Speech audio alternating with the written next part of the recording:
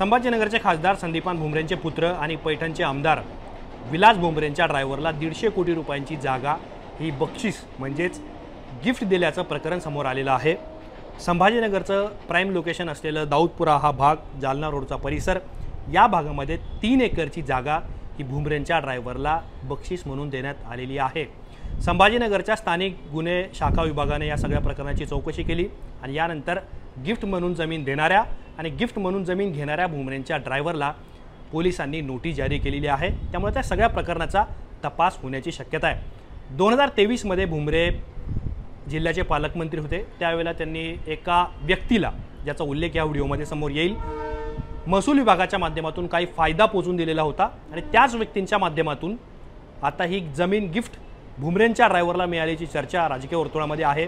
हे प्रकरण नेमका काय आहे, तो ड्रायव्हर नेमका कोण आहे, कोणत्या 6 ते 7 लोकांनी 150 कोटी रुपयांचा प्लॉट, 3 एकरचा प्लॉट हा भुमरेंच्या ड्रायव्हरला दिला, पोलिसांचं नेमकं म्हणणं काय आहे, तक्रारदार ज्याने तक्रार केली त्याचा नेमका आरोप काय आहे आणि विलास भुमरे ज्यांच्या ड्रायव्हरवरती एवढे सगळे आरोप झाले त्यांनी हात वर का केले, हेच सगळं आपल्याला या व्हिडिओच्या माध्यमातून समजून घ्यायचं आहे। नमस्कार, मी आतिक आणि मुंबई तकमध्ये तुम्हा सर्वांचं स्वागत आहे। तर भुमरेंच्या ड्रायव्हरला जी जागा मिळाली, जी जमीन मिळाली, ती जमीन सालार जंगच्या माध्यमातून मिळालेली आहे। मराठवाड्यामध्ये जे निजाम होते त्यांच्या दरबारामध्ये काम करणाऱ्यांना किंवा मुनीम असणाऱ्या लोकांना आपण एक प्रकारे दिवाण म्हणतो, त्या दिवाणांच्या नातेवाईकांकडून 3 एकरची जागा ही भुमरेंच्या ड्रायव्हरला देण्यात आलेली आहे, जिचं बाजार मूल्य हे 150 ते 200 कोटी रुपयांच्या घरात असल्याचं सांगितलं जातं। आता ही जमीन भुमरेंच्या ड्रायव्हरला कशी मिळाली, ज्याचं नाव शेख जावेद आहे। हिबानामा नावाचा एक प्रकार आहे। हिबानामा म्हणजे मला माझ्या मालकीची एखादी जागा कुणाला द्यायची असेल तर कायदेशीर स्वरूपामध्ये त्या जागेचा, त्या जमिनीचा, त्या संपत्तीचा हिबानामा करण्यात येतो। तर जे सालार जंग आहेत हैदराबादचे, त्यांनी हिबानामा करून शेख जावेद यांना संपत्ती किंवा त्यांची जागा ज्याचं मूल्य 150 कोटीच्या पुढे त्यांना दिलेली आहे। या हिबानाम्यामध्ये 6 लोकांची नावं आहेत आणि ती नावंसुद्धा आपल्याला समजून घ्यायची आहे। तर ती कोण आहेत, तर मेमोरंडम ऑफ हिबानामा, तो जो सगळ्या कायदेशीर व्यवहार झालेला आहे तो सध्या माझ्या हातामध्ये आहे।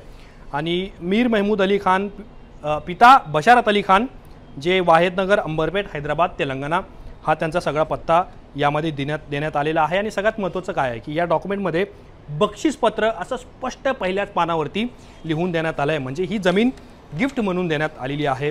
आता याच्यामध्ये 6 नावं कोणती आहे, तर एक पहिलं नाव स्वीकारणारा म्हणजे ज्याला जमीन मिळाली तो जावेद रसूल शेख, जो विलास भुमरेंचा गाडीचा ड्रायव्हर आहे। आता यामध्ये ज्यांनी जमीन दिली त्यांचं नाव काय आहे, तर पहिलं नाव मीर महमूद अली खान, त्यांचा फोटो, स्टॅम्प, नोटरीचा आणि सहीसुद्धा त्यांची इथे आहे। दुसरं मीर मजर अली खान, त्यांचंसुद्धा तसे डिटेल दिले गेलेले आहेत। मीर शब्बर अली खान रजवी, सैयदा नर्जिस फातिमा, सैयदा रबब फातिमा, सैयदा शहरबानू, सैयदा हुस्ना फातिमा, अशी 6 ते 7 लोकांची ही यादी आहे, ज्यांच्या माध्यमातून भुमरेंच्या ड्रायव्हरला ही जमीन हिबानामा गिफ्ट बक्षीस स्वरूपात मिळाली। आता या सगळ्या व्यवहाराला साक्षीदार कोण होते, तर रवींद्र बाळासाहेब तोगे, जे विष्णुनगर जवाहर कॉलनी, औरंगाबाद म्हणजे त्या काळचं, आता संभाजीनगरमध्ये राहतात, त्यांचा मोबाईल आधार नंबर वगैरे त्यांचे डिटेल्स बाकी पण यामध्ये दिलेले आहेत। नितीन एरंडे, जे पैठण मध्ये राहतात औरंगाबादमध्ये, आणि हा पूर्णतः कायदेशीर व्यवहार करण्यात आलेला आहे। आणि जो हिबानामा करण्यात आला, जी जमीन गिफ्ट देण्यात आली, त्याची फेरफारसुद्धा करण्यात आलेली आहे ऑगस्ट 2024 मध्ये। आता याची कायदेशीर बाजू आपण बघितल्या, पण ज्याचा उल्लेख मी मगाशी केला, 2023 मध्ये संदीपान भुमरे हे संभाजीनगरचे पालकमंत्री होते। त्यावेळेला सालार जंगचे जे नातेवाईक आहेत किंवा मुनीम म्हणूयात आपण ज्याला, दिवाण जे होते हैदराबादच्या निजामाचे, त्या दिवाणांना संभाजीनगर परिक्षेत्रामध्ये महसूल विभागाकडून काही त्यांना फायदे होतील असे काही निर्णय सरकारच्या या विभागाने घेतलेले होते पालकमंत्री असताना भुमरे। त्यावेळेला त्याचा बदला म्हणून ही भुमरेंच्या ड्रायव्हरला जमीन दिली गेली का, असा प्रश्नसुद्धा या निमित्ताने उपस्थित होतो आहे। परभणीचे वकील आहेत मुजाहिद खान, त्यांनी या प्रकरणामध्ये तक्रार दाखल केलेली आहे आणि त्यांच्या तक्रारीनंतर पोलिसांनी हा सगळा तपास किंवा चौकशी सुरू केलेली आहे। त्यांचं नेमकं म्हणणं काय आहे, तर ते म्हणतात की सालार जंगचे वंशज संभाजीनगरमध्ये ड्रायव्हर म्हणून काम करणाऱ्या व्यक्तीला जमीन गिफ्ट का देतील? रक्ताचं नातं असेल तर तिथेच हिबानामा लागू होतो. भुमरेंचा ड्रायव्हर आणि सालार जंगचे वंशज यांच्यात कोणताही रक्ताचं नातं नाही आहे. इतकंच नाही तर दोघांचेही पंथ वेगवेगळे आहेत असं मुजाहिद खान यांचं म्हणणं आहे. दोन बेसिक गोष्टी त्यांनी या निमित्ताने उपस्थित केलेल्या आहे. तर एखाद्या गाडीवर गाडी चालवणाऱ्या आमदाराची गाडी चालवणाऱ्या व्यक्तीला मुनीम किंवा सालार जंग हे त्यांची जमीन बक्षीस म्हणून का देतील?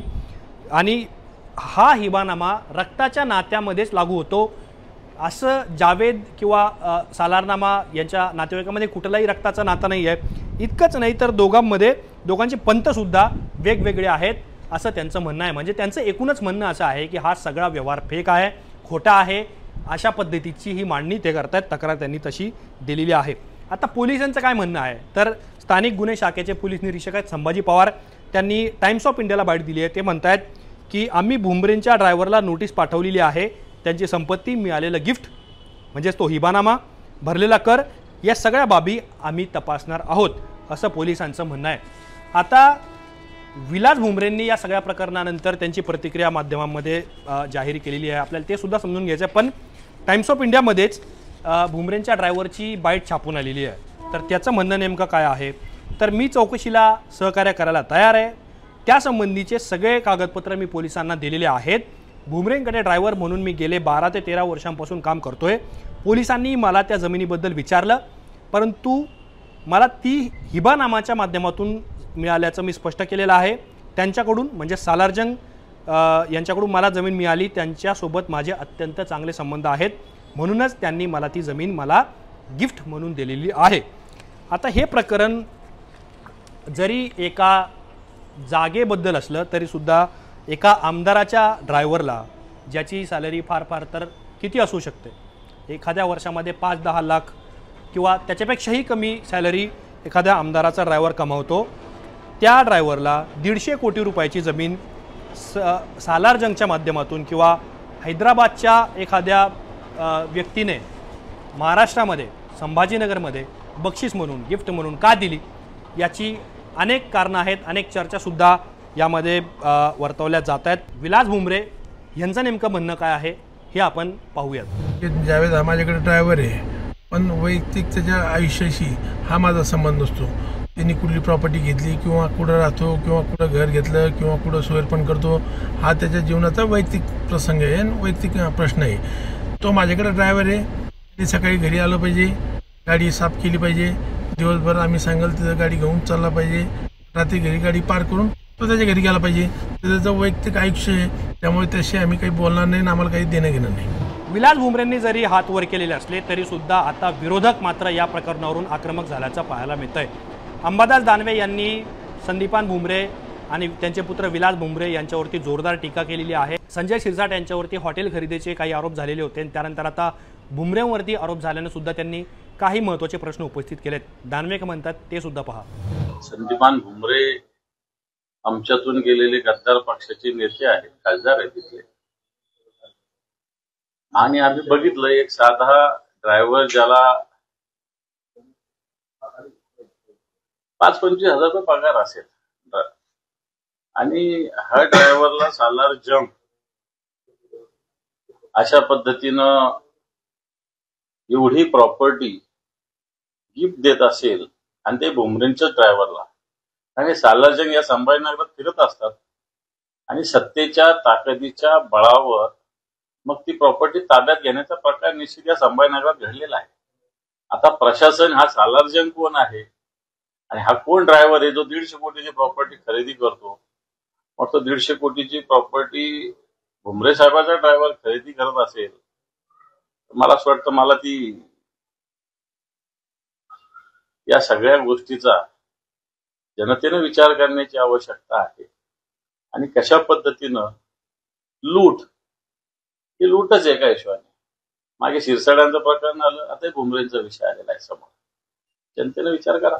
तर संभाजीनगरमध्ये शिरसाटांवर आरोप झाल्यानंतर आता भुमरेंवर सुद्धा आरोप झालेले आहेत. त्यामुळं आगामी काळामध्ये महाराष्ट्रामध्ये स्थानिक स्वराज्य संस्थांच्या निवडणुकीपूर्वी शिवसेनेच्या 2 महत्त्वाच्या नेत्यांवर त्यांच्या मुलांवर आरोप होत असल्यामुळे सुद्धा नवीन राजकीय वाद पेटण्याची शक्यता आहे. तुम्हाला या सगळ्या प्रकरणाबद्दल काय वाटतं, तुमची काय मत आहेत या मला कमेंट बॉक्समध्ये जरूर कळवा. असेच माहितीपूर्ण व्हिडिओ पाहण्यासाठी मुंबई तकच्या यूट्यूब चॅनलला सबस्क्राईब करायला विसरू नका.